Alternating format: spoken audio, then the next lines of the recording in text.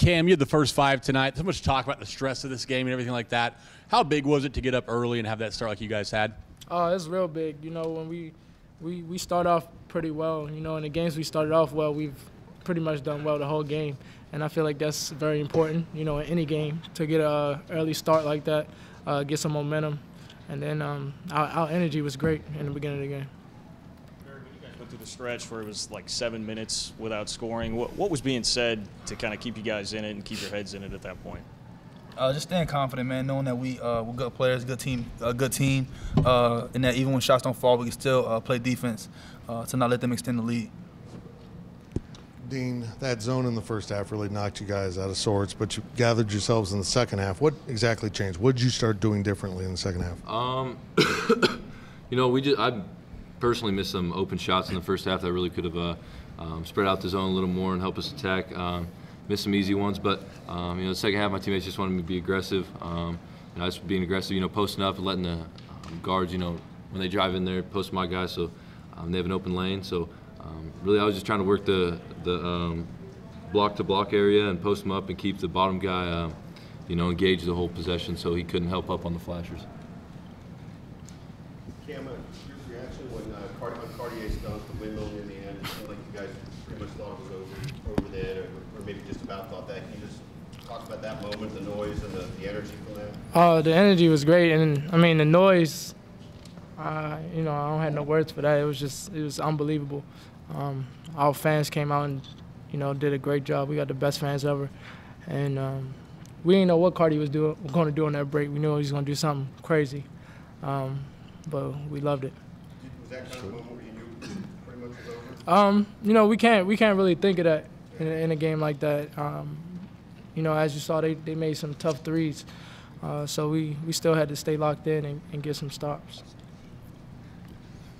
Guys, I was just curious if each of you could just take a second and express maybe your delight in beating KU tonight and how big this win was and leading the Big 12. I mean, of course, this is our first time, you know, beating KU since we've been here. So it definitely means a lot for us, you know, and then staying first in the Big 12, that really means a lot. So we just got to, you know, keep this momentum going and get the next one. Man, it's just a big-time win for us, man. You know, us seniors, the coaches, I mean, it was and the rest of our teammates, man, it was a bucket list game for us. Like he said, it was our first time winning. So it was a game that we knew we really wanted to win, not just us seniors, but everyone, just for our fans, ourselves, and all the hard work we put in. So it's a great feeling right now. Yeah, I mean, they said pretty much everything there is to say, you know, bucket list win. You know, it also helps us get a little space here in the Big 12, the standings and stuff. I know Baylor's still up there with us, but you know, to get this win puts us a little space between us, and you know, as much you can, the more space the better in the Big 12, because you never know what's going to happen, and I think that's a real big reason why we, you know, came out and was motivated and played like how we did. What did y'all do to force them into a high number of turnovers and disrupt their offense? Man, we really want to stay in the gap. Sorry. I said, man. We really wanted to stay in the gap and kind of just force them to not be able to drive down for easy layups and stuff like that. I mean, they're known for just getting that gap, either laying it up for themselves or finding someone open. So we figured if we kept them out of the lane and away from the basket, away from the paint, that it would disrupt their time and their ability to get assists and just their overall ability to score. You mentioned you were missing some shots against the zone in the first half, and that's kind of what turned it around in the second half. Was that kind of the main reason for the turnaround, or were you guys kind of moving the ball a little bit more in the second half as well?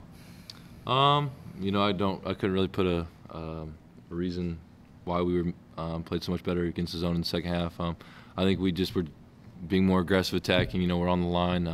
Obviously, making some open shots helps. You know, spread the zone out a little more, get into gaps.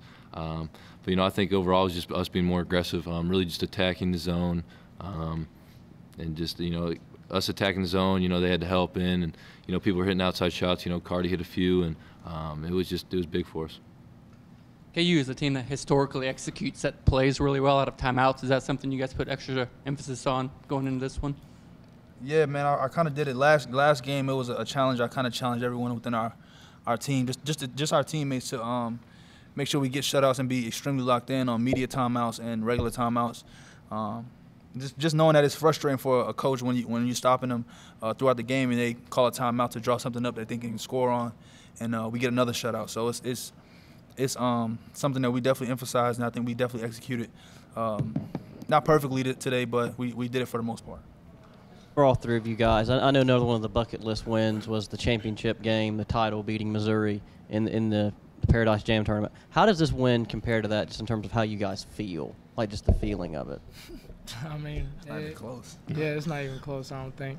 You know, of course, that win was great for us because we hadn't won a tournament, but it's just unbelievable. You know, rivalry game at home, our first time doing that, and that's our senior year, so we went out. I mean, we at home versus them, we went out with a bang. And we got to go to that place. Hey, Dean, you grew up around this rivalry. What does this mean? What would like this mean when you haven't gotten one in a long time? You know, it means a lot. Me being from Kansas, you know, watching the rivalries and stuff like that.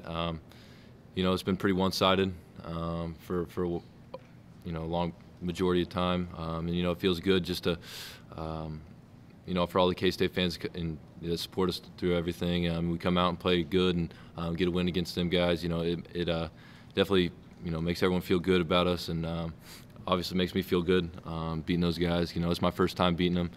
They're a great team. You know, so it just it was great for us, and you know, I feel great right now. Barry, would you mind talking some about how Cardi played tonight? He's come on the last few games and was huge for you guys in the second half. Man, he was big time. Just his energy, his defense, being in the right spot. Then he scored some baskets, man. Hit some big time threes. The dunk at the end of the game, and just being in the right spot, especially just defense. Tonight he was big time for us. Got some rebounds, some assists. So I mean, he kind of did a little bit of everything that we needed, especially in that second half. Surprised at all he went windmill on that dunk? Nah, man, you know, he's been talking about it. It was either windmill between the legs, and I don't know if you know, he got like a 45-inch vertical, so he has the legs to do it. So it's just a matter of he had to make it. He had no choice. He had to make it. So. Hey Barry, what did you guys learn from the A&M game when you guys went long stretches without scoring, and a similar thing tonight, but you carried it over on the defense and kept you guys in the game by the halftime score? Like you said, man, keeping it consistent on defense. Although we're not scoring to our full potential, we can not let them extend the lead by giving them easy layups or threes, wide open shots, stuff like that. So and then just staying confident on offense, knowing that we're gonna make shots eventually. Barry, is there any regret about dunking that last ball there at the buzzer? No regret at all, man. You know, I remember my freshman year. They were beating us at KU by 12, 15, something like that, and one of the players dunked at the end of the game, and the game was clearly over. So I just went to return the favor. Honestly, it's the only thing going in my head. Shout out Brandon Green. Dean, what was going through your head at halftime? What were you telling the guys? You know, you kind of went through a bit of a drought there to end the half, but what was going on in the locker room? What were you telling everybody to go and start off strong in the second half? You know, I think it was more the coaches just coming in and tell us we just got to fight. We're in a fight right now, and we got to grind every possession, fight. Don't give up anything. No one possession. You just got to fight everything. It's a game of inches, and we can't give up any inches, and we just came out and battled, grinded, fought, you know, whatever you want to say, and luckily we came out on top, and we fought every possession. We came down. We were battling on defensive end, offensive end. I mean, we were really it was a dogfight tonight. I know for all you guys, there's got to be the sense of euphoria and satisfaction after winning this, but how much is there also just that sense of relief that you guys know that you left here, you know, you did beat KU at one point, so now that it's like you can kind of breathe easy and say, hey, you know, we're the group that snapped this streak. Oh man, it's good, but you know it's gonna be good for the night, and I mean after that it's on to the next game. We're not gonna end the season because we beat KU at home. Still 9 games left, I think, in the conference. So we're gonna hold our heads high right now for the night, and then it's on to the next one. Getting ready for Baylor and preparing for them. I know you guys don't play them on the road until later this month. You said what? I said I know you guys don't play them at their place until later this month, but is it hard to kind of find motivation to win that game too, now that you've won one at home, or how do you kind of, I mean, is that even a question at this point? Yeah, I don't know if that's a question. I don't think it's going to be hard to find motivation to play any game, try to win any game, especially being the top of the Big 12. I mean, we want to do something special for ourselves. The university, our teammates, our coaches, so it's not going to be hard to find any motivation to play any game. Dean, with you guys being in first place now, just how much is a conference championship on your mind? You know, that's the main goal, but it's not on our mind. We have to just take it one game at a time. We can't look too far ahead and lose track of what we're doing. It's all about preparation for the next game, and we got to stay focused and just worry about next game and have that next game mentality.